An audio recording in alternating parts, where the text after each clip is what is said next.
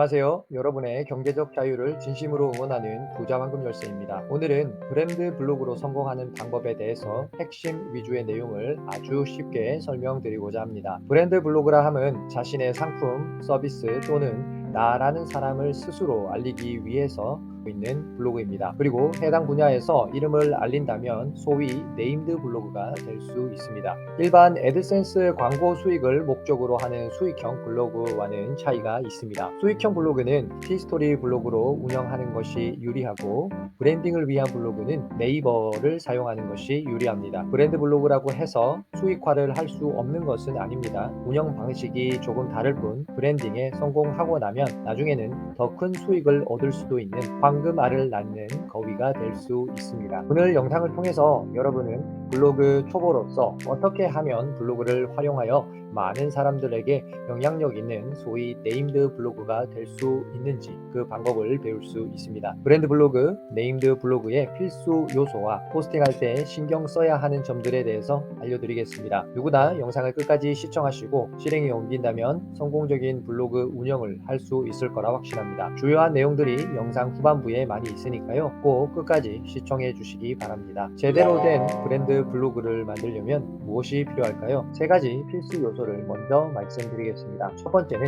오리지널리티입니다. 우선 다른 블로그와 달라야 합니다. 글을 보면 독자들이 특별함을 느낄 수 있어야 합니다. 남과 같은 글, 남과 같은 인사이트, 남과 같은 구성의 글을 쓰면 대중의 기억에 남을 수가 없습니다. 다름 혹은 특별함을 추구해야 하고 그 다름의 영역에서 우월함을 추구해야 합니다. 다름의 영역에서 열등하면 곤란합니다. 물론 이렇게 하는 것이 쉬운 일은 아니지만 매우 중요한 이야기이기 때문에 각자의 영역에서 잘 고민해 보시기 바랍니다. 두 번째는 일관성입니다. 네임드 블로거가 가지고 있는 글, 인사이트, 구성은 되도록 시간이 지나도 크게 달라지지 않아야 합니다. 모든 브랜드가 생각해보면 그렇습니다. 일관되게 고객들에게 전달되는 것들이 브랜드를 만듭니다. 내 블로그 하면 딱 생각나는 이미지가 있어야 합니다. 그 일관성에서 벗어나면 안 됩니다.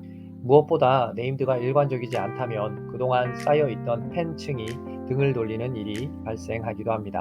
세 번째는 꾸준함입니다. 이것은 브랜드 블로그이든 수익형이든 관계없이 가장 기본이 되는 사항입니다. 매일 꾸준히 써야 합니다. 1일 1포스팅 목적으로 꾸준히 하는 것이 좋습니다. 제가 항상 강조드리지만 블로그는 단기간에 실적을 뽑고 끝내는 것이 아닙니다. 보다 긴 호흡을 가지고 양질의 포스팅을 생산하는 것이 중요합니다. 만약 퀄리티가 낮은 글로 1일 1포스팅 하는 것이 나은지 또는 퀄리티가 높으면서 2일 1포스팅 또는 3일 1포스팅 하는 것이 더 낫냐라고 물어보신다면 저는 후자라고 대답할 것입니다. 일단 퀄리티의 중요성은 1일 1포스팅 행위보다 분명히 우선합니다. 블로그 지수는 독자들의 체류 시간과 재방문율에 크게 영향을 받기 때문입니다. 좋은 글을 써야 체류 시간과 재방문율이 올라가고 블로그 지수도 올라가고 검색 노출이 이루어지고 이웃이 늘어나는 선순환 구조가 완성됩니다. 기억하세요. 특별하지 않은 것도 꾸준히 오랫동안 하게 되면 특별하게 되는 것입니다.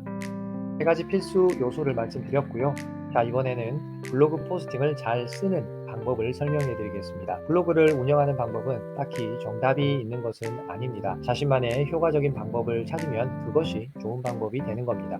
다만 블로그 초보자의 경우는 아직 노하우가 없기 때문에 초반에는 다른 사람의 방법을 벤치마킹해서 이를 수정, 보완해 나간다면 분명히 도움이 될 것입니다. 다음에 나오는 6가지 사항들을 유념해서 글쓰기를 하시면 분명히 여러분도 성공하는 블로거가 될 수 있습니다. 첫 번째는 독창성입니다. 아까 필수 요소에서도 말씀을 드렸지만 이 부분은 다시 강조될 만큼 제일 중요하다고 할 수 있습니다. 독자가 여러분의 블로그를 방문한 후에 당신의 글을 읽은 다음 당신을 기억해야 합니다. 그렇다면 독창성은 어디에서 오는 것일까요? 누구도 찾기 힘든 비밀에서 오는 걸까요? 그럴 수도 있습니다. 하지만 그런 비밀들을 매일 포스팅하면서 운영한다는 것은 사실상 불가능하죠. 사실 정답은 여러분이 이미 가지고 있습니다. 원래부터 거기에 존재했습니다. 바로 여러분의 이야기를 담는 것입니다. 여러분의 이야기를 쓰는 거죠. 당신의 이야기야말로 이 세상에서 유일한 것입니다. 재미있는 것은 이러한 생각이 나의 삶을 더 흥미진진하게 만들기도 합니다. 내가 더 나은 삶, 다양한 삶을 살아야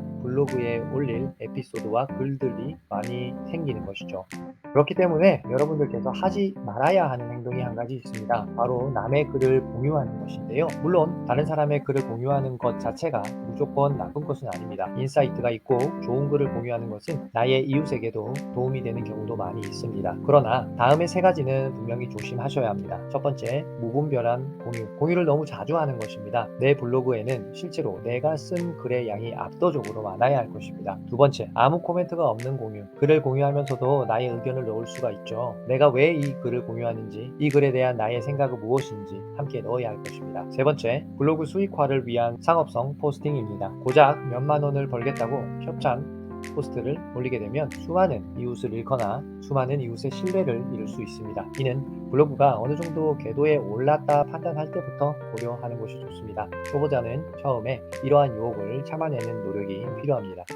두 번째는 진정성입니다. 늘 솔직하게 해야 합니다. 물론 나의 모든 것을 다 드러낼 필요는 없습니다. 하지만 드러내는 것에 대해서는 일관성이 있어야 합니다. 그것이 바로 진정성을 만듭니다. 아무리 온라인 공간에서 만났어도 진정성이 필요합니다. 진정성이 있는 블로그는 아닌 블로그와 아주 큰 차이를 만듭니다. 진정성을 더하는 팁이 한 가지 있습니다. 바로 여러분의 아픔을 공유하는 것입니다. 이것은 곧 신뢰의 문제로 이어지는데요. 독자가 여러분을 신뢰하게 될 것입니다. 이는 공감의 문제로도 이어집니다. 같은 아픔을 공유하는 사람들이 당신에게 깊이 공감할 것입니다. 나의 블로그 주제와 관련된 생활의 애환을 담으면 될 것입니다. 세 번째는 인사이트입니다. 아무리 독창성이 있고 진정성이 있어도 그래서 배울 점이 없다면 소용이 없습니다. 모든 글은 어떠한 교훈을 담고 있어야 합니다. 좋은 글은 독자에게 교훈을 줘서 그들의 삶을 조금씩 나아지게 만들어줘야 합니다. 이를 위해서는 내가 인사이트가 있어야 합니다. 그러기 위해서는 인사이트 있는 글을 평소에 많이 읽고 정리해 두는 것이 좋습니다. 때문에 좋은 블로그 글과 좋은 책을 읽는 것이 가장 효과적입니다. 영상으로 배우는 것을 선호하신다면 좋은 유튜브 영상을 구독해 두시고 많이 시청하는 것도 분명히 도움이 될 것입니다.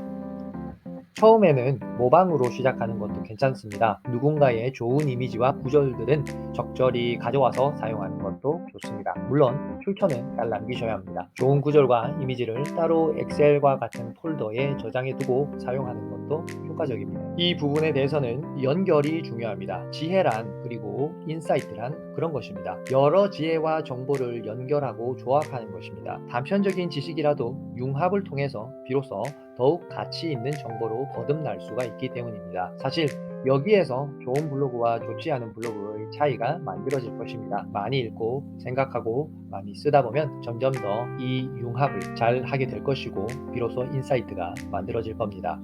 네 번째는 바로 쉽게 써라입니다. 아무리 좋은 글도 어렵게 쓰면 극히 일부분의 사람만 읽을 것입니다. 사람들의 독해력은 매일 하락하고 있습니다. 대중성이 없으면 블로그도 롱런 할 수 없습니다. 읽지 않은 글은 존재의 가치가 없습니다. 생각보다 글을 쓰라고 하면 일부러 어렵게 쓰려고 하는 사람들이 정말 많습니다. 마치 자신의 지식을 뽐내기라도 하듯 어렵게 씁니다.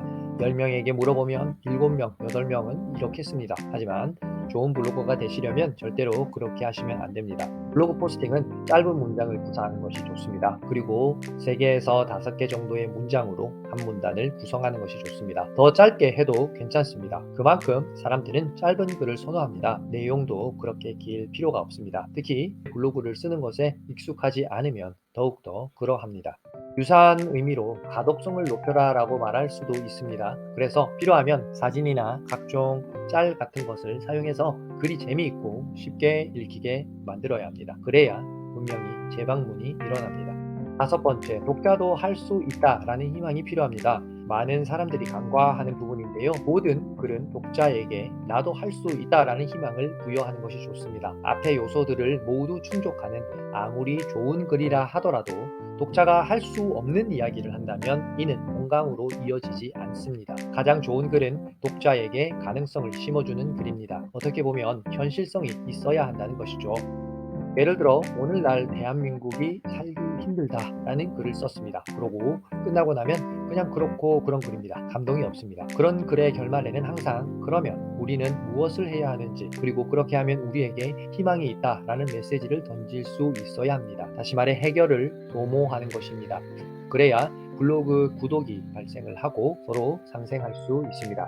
마지막 6번째입니다. 8대2 법칙을 기억하십시오. 무슨 말인고 하니 블로그를 운영할 때 독자들에게 많은 것을 주라라는 내용입니다. 내가 블로그로 돈을 벌겠다 하는 목표가 있을 수는 있겠지만 내가 내 상품이나 나의 돈벌이에만 급급해서는 안 된다는 이야기입니다. 독자들도 모두 다 알 수 있습니다. 섣부른 행동은 채꽃을 피워보기도 전에 마감할 수도 있습니다. 항상 독자들이 원하는 것을 먼저 나눠주고 자연스럽게 수익은 따라오게 만들어야 합니다. 그래서 팔을 주고 이는 받는다는 생각으로 블로그를 꾸준히 운영해 나간다면 좋은 결과가 있을 거라 확신합니다. 자, 오늘은 블로그 초보자분들을 위해서 블로그를 브랜딩하는 방법을 설명드렸습니다. 네임드 블로그가 되기 위한 필수 조건과 포스팅할 때 신경 쓰셔야 하는 내용들을 함께 알려드렸습니다. 여러분이 장기간 블로그를 안정적으로 또 효과적으로 운영하시고 꾸준한 수익을 내실 수 있는 데 큰 자양분이 되시길 바랍니다. 영상이 도움이 되신 분들은 구독, 좋아요, 알림 설정 한번 부탁드립니다. 경제적 자유를 위해 여러분들과 함께 쭉 가고 싶은 부자 황금 열쇠였습니다. 감사합니다.